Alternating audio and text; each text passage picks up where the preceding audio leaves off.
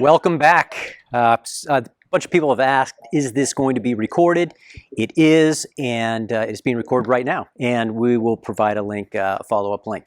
For our next panel discussion on exploring sales opportunities with pop-up stores, I want to introduce Kerry Worden, Regional Vice President of the Southeast. Welcome, Kerry. Thanks, Paul. Hi, everyone. I'm so excited to be moderating this next session, exploring sales opportunities with pop-up stores. So I have two salespeople joining us that have successfully used pop-up stores to both drive new business and really streamline the order process. So without further ado, I'd like to welcome Ashley Moss and Brian Beam to the stage. Welcome. Hi, Geiger Nation. Hello. Nice to see you both. So I have a lot of questions, so let's get started. So the first question is, I'd like to just start by asking each of you to kind of share how you really got into using pop-up stores, but more specifically, what was the driving force that got you started? Was it like client demand or client need? Was it just curiosity? Was it something else? Ashley, I'll start with you. For me, it was kind of like a V8 moment, like an aha moment, because I had departments in my hospital that wanted to order jackets, and different departments wanted different jackets, and a lot of them were individual pay, and so it meant that the manager had to take control of it, collect everybody's orders. We had to kind of guesstimate on the money, and she had to collect the money, and one person had to be willing to write a check to Geiger, and so there were a lot of moving parts. And so one day I was like, wow, this would be perfect for a pop-up store. So it just kind of spiraled from there for me, because it took the burden of having to collect that information off of the point person. It meant they didn't have to handle a lot of money. My hospital doesn't like to do payroll deductions, so having the credit card option became really important, and nobody got stuck, owing additional money because Susie ordered a jacket and then she decided she didn't want it after it was in production, all that fun stuff. So that was the driving factor for me. It was client need.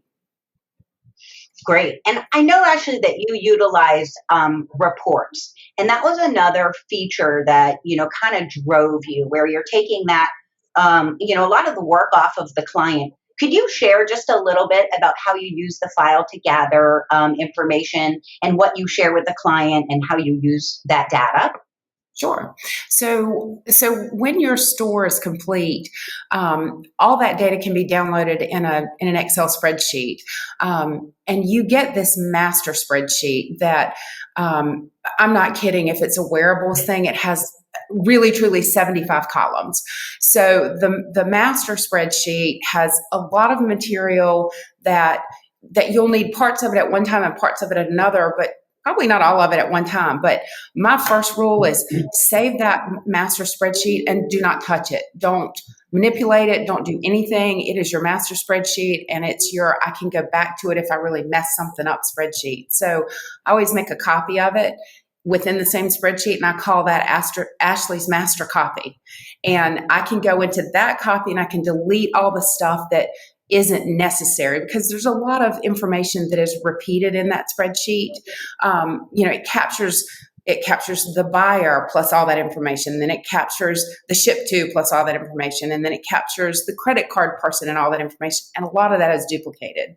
So you can really clean that spreadsheet up and still have your own master copy that has your net cost, your sell prices, your declaration. It's got the item number, the vendor number, the color, all that stuff that we need. And then I will create what I call a sort by style spreadsheet that where I'll sort, and I do it in levels. I do sort by vendor first, all my Alpha Broder stuff's together, all my CMR stuff's together. Then I sort by style, and then I sort by color. So it's all grouped together, and I save that.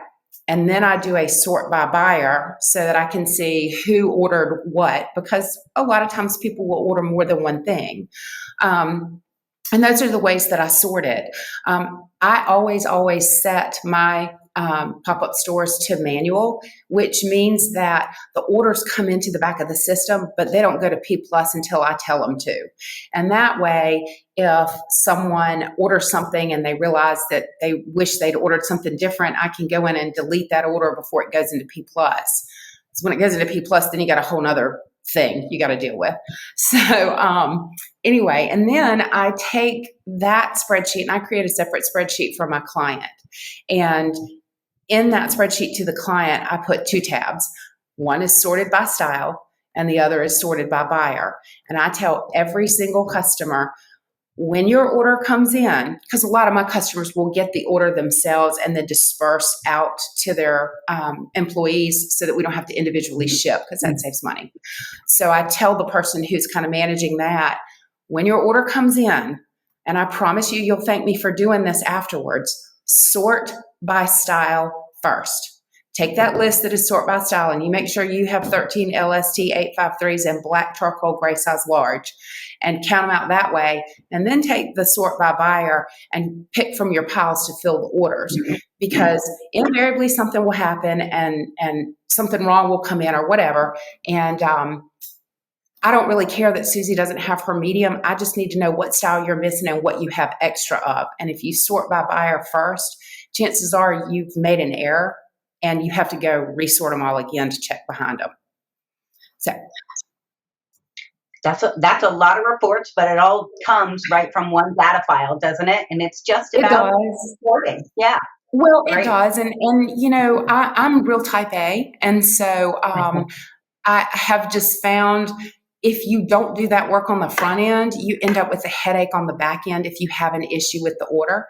And right now, with all of the inventory challenges we're having and, you know, all that, you got to make sure you know what you're supposed to get and what's supposed to ship and track changes and all those things. So do yourself a favor. Don't fly by the seat of your pants in that spreadsheet on the front end or you'll have a headache on the back end. Yeah, good advice. Brian, what was your driving force to start using the stores? So we had a healthcare client where each department wanted each person on the team to be able to select their holiday gifts. So we actually built about 25 plus batch pop-up stores for this client during the holidays. And those stores typically have like 2 to 4 items based on how many participants they have on their team, because they must hit those minimums. So we also do include a lot of apparel for this reason. These stores have for us actually generated $300,000 in sales annually just from doing this for the holidays for pop-up stores. But I think also it's just important for people to realize that not every brand store need out there is a corporate program. You know, so these pop-up stores have definitely increased our capacity, doing a lot of the tasks that we were doing in a more complicated manner before. Yeah, I mean, what a great example of gaining efficiencies through using the pop-up stores. I know what a manual process it was in that fourth quarter with that particular client every year. And I know this has saved you a lot of time and been a great customer experience as well. Most definitely. So next question. After your first store, which of course is always, the most challenging, or maybe even after you've built a few stores, what way did you really start to fine tune your offering? Was it by using batch stores or in some other way? And Ashley, I'll start with you first again. Almost all of my pop-up stores have been exclusively wearable batch stores. I mean, I don't think I've done a hard goods site yet, although I'm in the middle of my first one. So Brian, I might be calling you.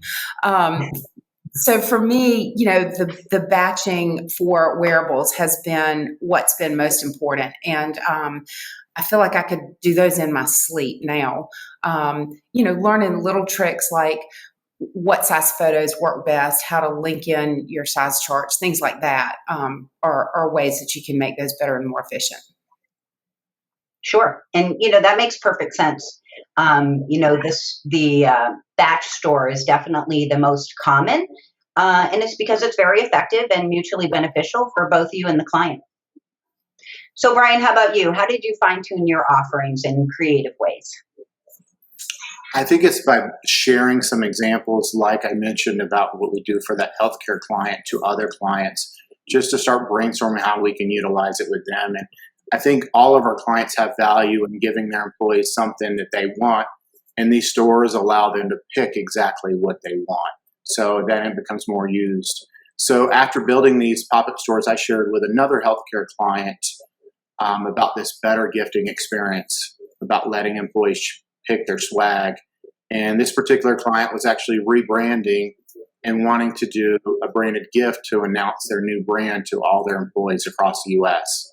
So we built a store to take all those orders with a batch store, and their 3-gift selection ended up being a $75,000 project for that pop-up store. And what's exciting more is that from that experience, we convinced them to do an ongoing pop-up store, which has done another $75,000 this year with heavy focus on voucher codes. And 95% of this client's orders this year have run through a pop-up store. That alone increases my capacity. Wow, absolutely. I mean, what a great example. Never mind the impressive sales numbers. So you mentioned voucher codes. Can you briefly explain how those work? So for this particular client, they're looking to get their new hires immersed in their culture quickly, and they do that with branded merchandise. So for onboarding, they provide a new hire a $100 voucher to use on the pop-up store. We provide them with working with the pop-up team at Geiger, an Excel sheet with several voucher codes that are valued at different amounts, and then they disperse it, the client does, and they keep up with it to see who they send it to. Wow. I mean, just another example of a feature that salespeople can offer to clients that really could be a differentiator. I could see vouchers being used for all kinds of redemption promotions, like whether it be employee programs, client retention programs, but definitely lots of possibilities here with vouchers. Next question. Can you share an example of a store or project that you're really proud of, or one that just really fit the client perfectly? Ashley, I'll let you start. So I have two that were really successful. One was, again, from a healthcare client. Well, they both were, but there was a group that wanted to do Patagonia jackets for their entire group. It was going to be an individual purchase, and they were across 5 campuses in the system.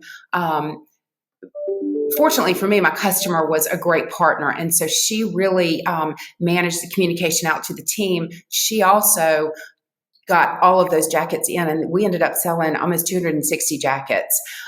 She got them all in. She sorted them by location and made sure they got out to the right campus. So it was a great partnership effort, but it still kept her from having to collect all that information. The other one that was really nice was my same healthcare client wanted to do a gift for their board members and then also for their guild, who raises tons of money for their foundation. They had a brand new logo, and the president of the hospital had this jacket that he was in love with. He wanted a jacket, and he wanted everybody else to be able to choose one too. So we offered 3 different jackets, and the board and the guild were able to go in and select the jacket of their choice at a zero charge. My decorator decorated them, wrapped them in tissue, put them in a mailing envelope, and did a really nice insert card. And we sent them in a Happy Holidays mailing envelope to the homes of all these people. And they got there before Christmas, and it was all just great. Yeah, you mentioned select the jacket of their choice, but giving choices. And Brian, you mentioned it as well earlier when you were talking about a pop-up store for healthcare and the employees had options to choose. But again, it's just another great benefit of utilizing pop-up stores because it takes the work off of your client from having to deal with options and sizes and colors and also, just the recipient being able to choose what they want. It certainly feels like a more gift experience. So that's great. Brian, can you give an example of a store you're really proud of or one that really fit the customer's needs to a T? I think just mirroring what you ladies have both said about, the choice is about elevating that experience. But probably my most proud is the one that's actually happening right now. We have a client that hosts 4 sales incentive trips a year. Typically, they give out a luxury gift experience for their salespeople to select at this trip, and they select a gift. And before they started using us, they have done everything from custom Nike shoes to Maui gym experiences. But my client mentioned that she was running out of ideas, and incentive companies only have a few different items that they'll bring, and it never makes everybody on the team happy. So I mentioned we could offer something for everyone to walk away with something they love and will actually use. And so what we did is we curated 20 items to be used in a gifting experience, from Bose speakers to Weber grills to Segway scooters to Matador travel sets and more. We shipped one of each item blank to the event. The client is setting up each item to put on display. We provided an HPG fractured glass sign, which I'm going to share a screen with you guys real quick. Right. And what this sign did, hopefully you can see it, but it actually, so it showed the value of each item for that they were giving away. The little sign had the graphics of their event, and each guest was given $275 in swag bucks, and we actually had printed paper bucks that they handed out for the gifting experience. My client staff, they actually used the pop-up store on site to take their orders and then hand the iPad to the guest to enter in their preferred shipping address. So that allows the staff to see the total, collect the swag bucks, and this particular project is expected to be a $50,000 order, and it will be difficult for the client to offer any other type of gifting experience like this. So this is about delivering on experience. Oh, absolutely. I mean, I just love this example. You really took creative solution to the next level. And it's hard to imagine how this would even be possible without the pop-up store technology. So last question. What words of wisdom would you share with a colleague out there that, maybe hasn't attempted a pop-up store yet, or has only dabbled in a basic pop-up store or two? Ashley? Karen Kopp said in her session that you have to set aside time for business development. And if you want to do a pop-up store, you kind of need to set aside some time for that too, whether it's first thing in the morning or at night when you're watching The Bachelorette. Take a few minutes and create a pop-up store. It doesn't matter what you put in it, but create it, set it to invoice. You don't have to worry about credit card stuff, and go in and place a bunch of dummy orders so that you can see what the order process is like. You can download the spreadsheet and sort it 7 ways to Sunday. And then you can just delete everything out of the back of the store. You don't have to actually process it into Priority Plus. But you get the experience from start to finish of creating the store, of putting in the content, of putting in the pictures, of, all the little steps. And you can make mistakes on a dummy store and learn from them before you're under the gun because you have a client that would benefit from a store, but you're freaking out because you haven't done one yet. Yeah, absolutely. Excellent advice. If you have the opportunity to create a dummy store, really understand the functionality, not just on the back end, but the front end. What is the customer experience? I think it would be a lot easier to sell something that you truly understand the functionality, both from the back end and the customer facing side. So thank you, Ashley. Brian, can you give some tips that you've learned kind of through experience with pop-up stores? As Keneally says, some pro tips. So I have two. The first one is challenge yourself creatively. Our next style of pop-up stores is something we've never done, and that's doing an apparel collection. We have a software company where several hundred salespeople go to Vegas for a trade show. Previously, they used a pop-up store to collect sizes in a batch store, but finding apparel that fits and looks good on several hundred body types is challenging. A bomber jacket and a 5XL is insane. So we are trying something new. We are working with our client to pre-select an apparel collection where apparel pieces have a similar look and feel and color. It will include regular fit, modern fit shirts, and light outerwear. These salespeople will be able to choose their preferred piece, and then they're more likely to wear that piece after the event, so it has even more value. This is typically a $45,000 spend on this project, so we want to make it right.